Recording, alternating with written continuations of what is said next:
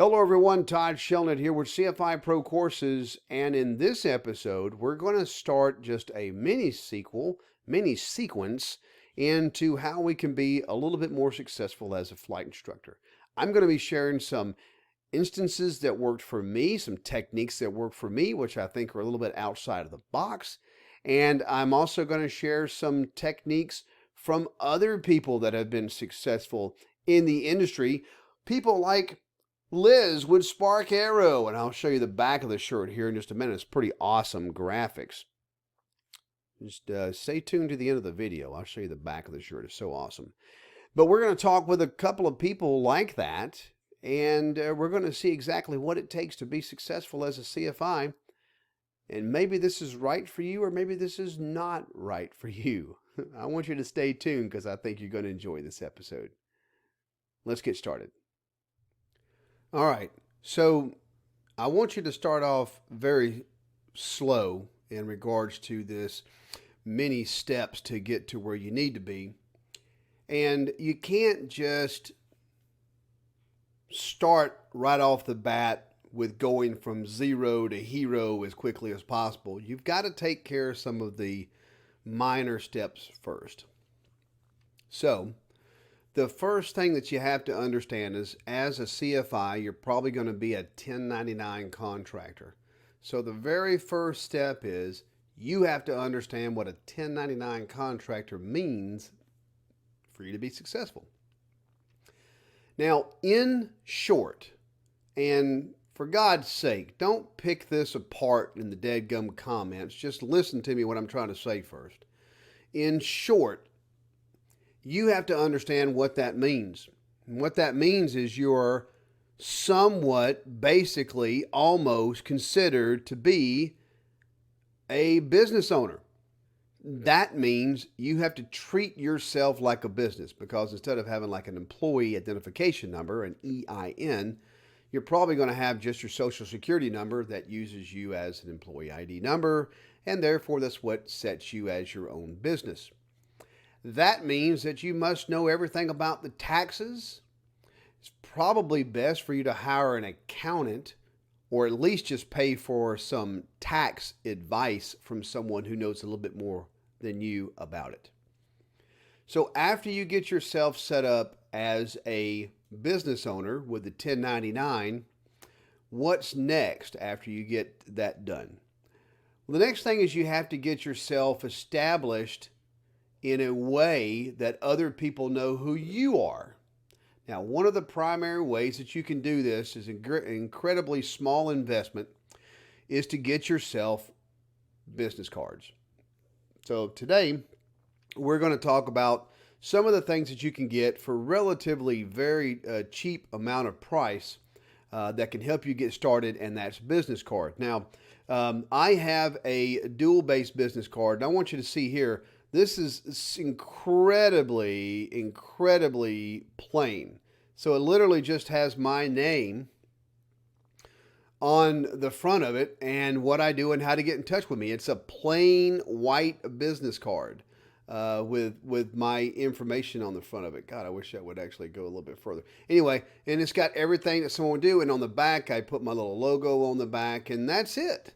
Now, I get these printed through a company called Canva, and no, this is not a sponsor from them. And the reason for it is because it's very economical, and I can print in incredibly small quantities, and they send it in a little box, and at the very end, it says that you're getting low, and you just scan the QR code to add more business cards. So if you run out, you can go ahead and add more cards. And anytime I do anything in the mail, anytime I meet someone, I always stick a business card in their hand. I do go with a heavier weight business card. So these cards that I have, they don't bend real easy. And you can see they're actually pretty thick compared to a regular business card. They don't bend real easy. I always recommend that you go slightly longer, slightly fatter than a regular business card, because if I have, and I wish I had more business cards around here, but if I have this business card amongst a stack of other business cards, guess what? My business card is going to stand out just a little bit longer than the rest of them. So to capture this, here's where this usually hits a brick wall. Some people will say, well, Todd, I don't know if I can actually do that. Isn't that illegal? Isn't that holding out? And I go, sure, it's holding out. But you're holding out for flight instruction. According to 14 CFR Part 119, you can hold out all you want to for flight instruction, and it's not illegal. So don't be a dork. Just read the regs and understand what you're able to do as a flight instructor. And that's how you get it done.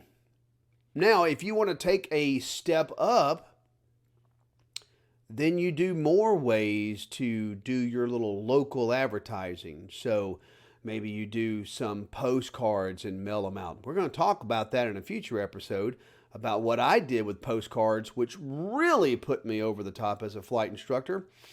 You can also do things like, hey, get you a nice t-shirt made. And then you're going to give those out to a very few people that you know are out there in the out there in the field, and you give them some of these shirts and you have them put them on, like my friend Liz did with sending me this shirt here. Matter of fact, if you'd like to for me to wear your brand, I'd love for you to send me some stuff of yours, and I'd be happy to showcase it on some of my videos. So in closing, what I'd like to be able to capitalize on this first video is to just set a stage, set a presence, business cards, postcards, a website. You can go to square.com or whatever, Squarespace, whatever it's called, .com, and you can do a very, very cheap economical website on that thing. There's so many things you can do. And you just have to start by setting that presence.